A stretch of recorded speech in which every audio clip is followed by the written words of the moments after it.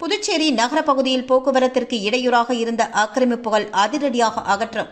சாலையை ஆக்கிரமித்து கடைகளை வைத்தால் கடுமையாக நடவடிக்கை எடுக்கப்படும் என்று எச்சரிக்கை.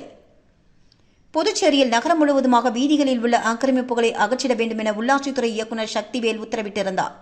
அந்த வகையில் நகர பகுதியில் உள்ள அனைத்து வீதிகளிலும் உள்ள கடைகளுக்கு உடனடியாக ஆக்கிரமிப்புகள் அகற்ற வேண்டும் என்று கடந்த வாரம் நோட்டீஸ் வழங்கப்பட்டது.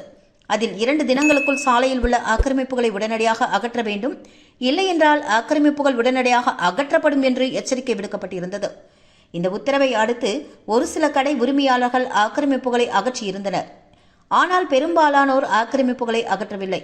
இந்நிலையில் நகராட்சி கமிஷனர் கந்தசாமி மேற்பார்வையில் போலீசார் மற்றும் நகராட்சி ஊழியர்கள் புஸ்ஸி வீதி முதல் அஜந்தா திரையரங்கம் சிக்னல் வரை சுமார் 3 கிலோமீட்டர் தூரத்திற்கு ஆக்கிரமிப்புகளை அகற்றும் பணியில் இன்று ஈடுபட்டனர்.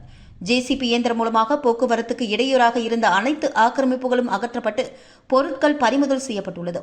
இதுகுறித்து நகராட்சி கமிஷனர் கந்தசாமி கூறும்பொழுது, முன்னறிவிப்பு நோட்டீஸ் வழங்கியும் ஆக்கிரமிப்புகளை அகற்றாமல் போக்குவரத்திற்கு இடையூறாக இருந்த அனைத்து ஆக்கிரமிப்புகளும் இன்று அகற்றப்பட்டுள்ளது என்றும், இது தொடர்ந்து நடைபெறும் என்றும், புஸ்ஸி வீதி முதல் அஜந்தா தியேட்டர் சிக்னல் வரை ஆக்கிரமிப்புகள் அகற்றப்பட்டுள்ளதாகவும், நாளை மிஷின் வீதி உட்பட நகர பகுதிகளில் அகற்றப்படும் என்றும் தெரிவித்துள்ளார். சண்டே மார்க்கெட் பகுதியில் கடை வைப்பவர்கள் கடை முடிந்தவுடன் பொருட்களை எடுத்து செல்ல வேண்டும், மீறி இருந்தால் அவை பறிமுதல் செய்யப்படும் என்றும் எச்சரிக்கை விடுத்தார்.